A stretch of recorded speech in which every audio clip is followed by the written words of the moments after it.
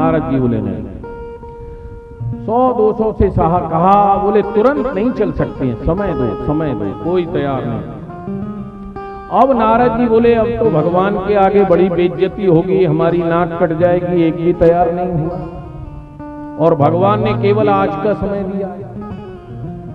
ढूंढते ढूंढते एक बूढ़ी मैया के पास गए, बोले मैया वैकुंठ चलेगी। मैया अपनी बहू की जली जली रोटियों से परेशान थी, उसकी बहू उसे जली जली रोटी खिलाती थी। नारद जी बोले मैया वैकुंठ चलेगी? बोली वैकुंठ तो चलूं, पर बताओ खाने को क्या मिलेगा नारद जी, क्योंकि बुढ़ापे में जीव ज्यादा ललचाती है। बोलो जय श्री कृष्ण।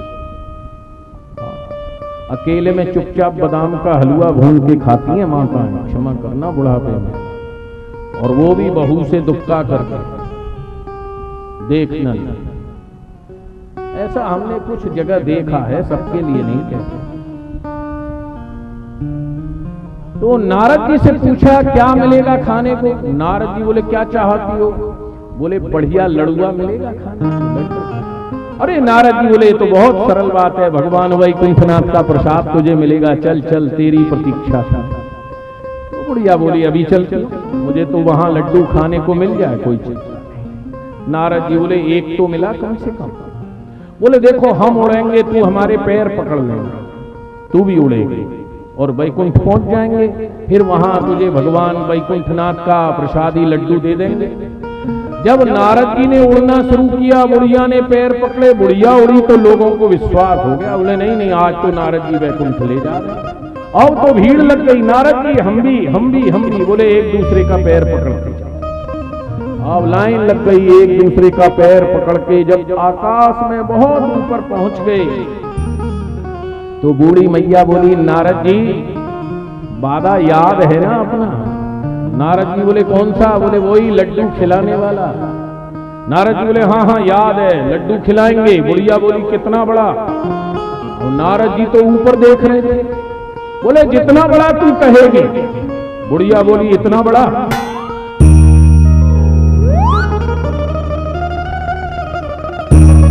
फिर क्या होना था? नारद जी ऊपर,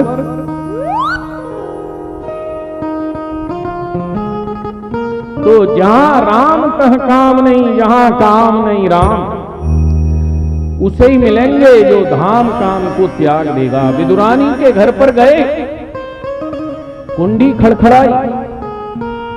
विदुरानी नहाने को जा रही थी, कपड़े भी नहीं पहने थे, एक कपड़ा लपेट रखा था नहाने के लिए। बोले काकी दरवाजा खोल। अब यदि सोचती कि पहले कपड़ा पहन लूं, नहा लूं, तब किवाड़ खोलूंगी, तो पता लगता तब तक तो नटखट चला गया। विदुरानी ने कोई चिंता नहीं, उसी भेष में जाके कुंडी को, आओ आओ कृष्ण आओ बेटा। अब कितने दयालु हैं, कृष्ण के लिए कोई सिंहासन नहीं दिया विदुरानी ने। जिस पाटा पर बैठ के नहा रही थी वही पाटा सरका दिया। बोले बैठो बेटा, और भगवान उसी पर बैठे। आओ कन्हैया क्या बात है? बोले काकी भूख लग रही है बहुत जोर से। बोले रुको रुको मैं नहा लूं, नहा करके तुम्हारे लिए कलेऊ भोजन तैयार करती हूँ। बोले इतनी देर रुकते तो फिर यशोदा की हंडी क्यों फोड़ते? हमसे नहीं रुका जाएगा। तो बोले घर में तो कुछ भी नहीं है, केवल कल तुम्हारे काका विदुर जी शाक बनाने के लिए कच्चे केला लाए थे, वो कैसे खिलाऊं तुझे कृष्ण? बोले कच्चे हो या पक्के, जल्दी लाओ, भूख में तो कंकड़ भी चना का स्वाद देते। अब देखो विदुरानी लाई केला, लेकिन कृष्ण की सुंदरता देख के बावली हो गई। छिलका छीलती है, फल जमीन में गिर रहा है और छिलका भगवान के। और ठाकुर जी भी दुर्योधन के 56 भोग को छोड़ करके उन कच्चे छिलकाओं का भोग केले बहुत प्रेम से लाई, गिरी गिरी सब भेंट गिराई। केला बहुत प्रेम से लाई, गिरी गिरी सब भेंट गिराई, जिनका देश श्याम कुमारी, भगवान आज है आए घर पाना, आज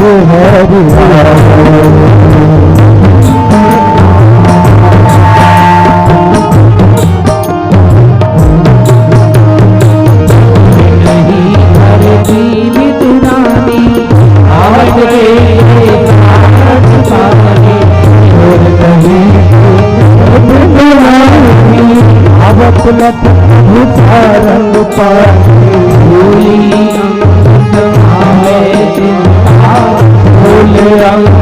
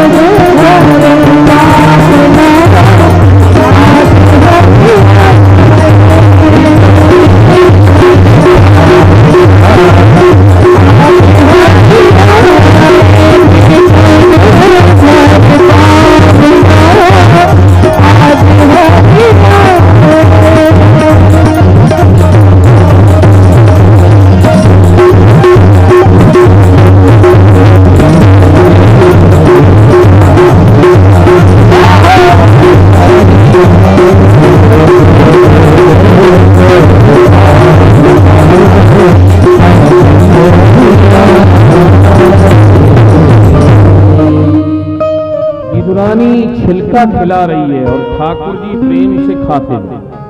उसी समय विदुर जी आ गए। पहले तो पत्नी को डांटा, बोले अरे कृष्ण बैठे हैं, तुमने कपड़े भी नहीं पहने।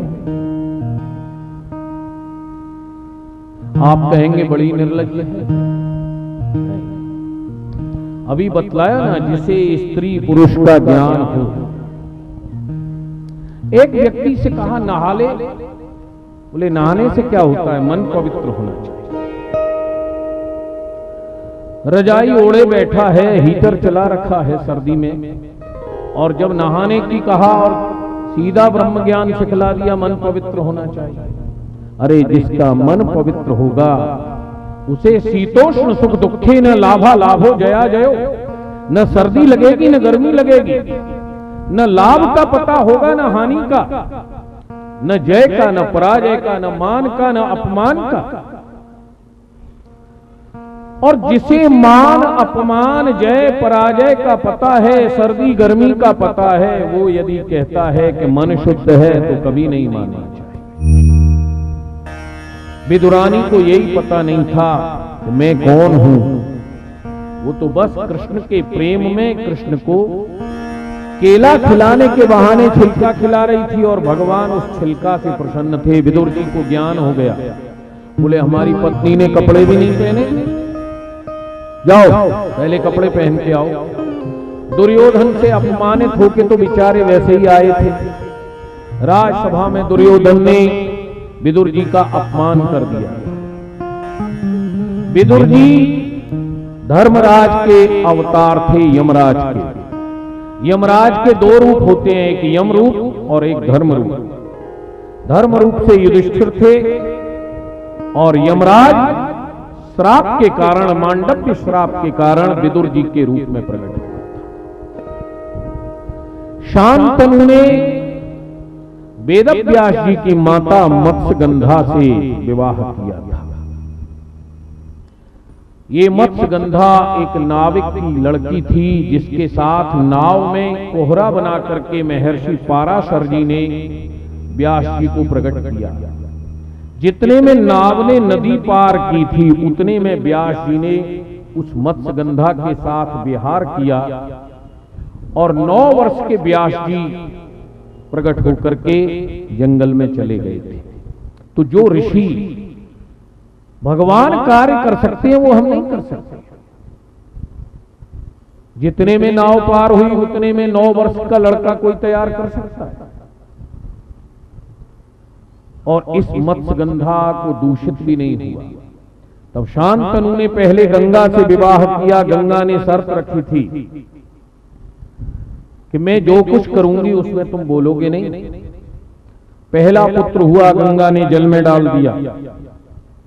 दूसरा पुत्र हुआ, ऐसे 7 लड़कों को जल में बहा दिया। जब 8वां देवव्रत हुआ और गंगा जल में डालने लगी तो शांतनु बोले, क्या हमारे वंश को ही नष्ट कर दोगे?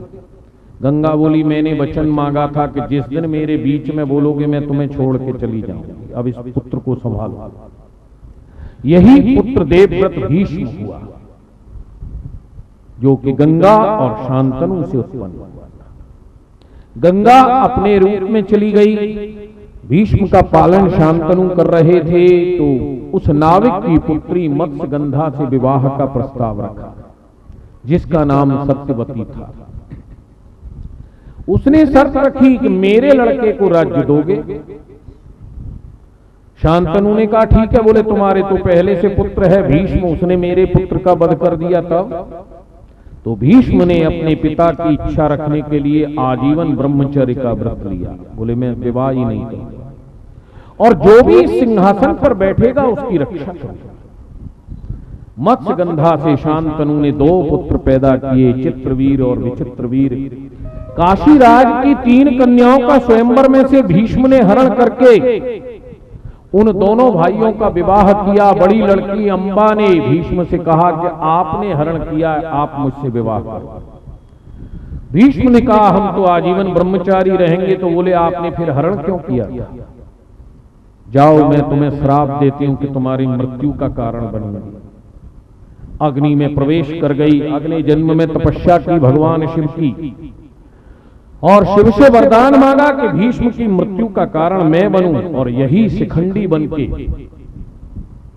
युद्ध भूमि में अर्जुन के साथ खड़ा हुआ, जिसे भीष्म ने स्त्री जान करके शस्त्र त्याग दिए और अर्जुन ने अपने तीरों से पितामह को सरसैया पर।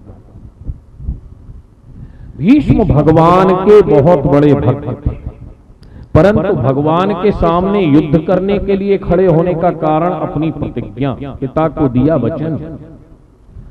भीष्म ने प्रण किया था कि जो भी इस सिंहासन पर बैठेगा मैं उसकी रक्षा करूंगा। तो सबसे पहले पांडु को बिठाया गया। पांडु श्रापवश कुंती के साथ विवाह हुआ पांडु का, लेकिन पांडु को श्राप लगा कि जिस दिन तुम अपनी पत्नी से संभोग करोगे उसी दिन तुम्हारी मृत्यु हो जाएगी। तो कुंती ने दुर्वासा ऋषि के आशीर्वाद से, दुर्वासा ऋषि ने बाल्यकाल में कुंती को आशीर्वाद दिया था कि जिस देवता का आवाहन करेगी वो तेरे पास आ जाएगा।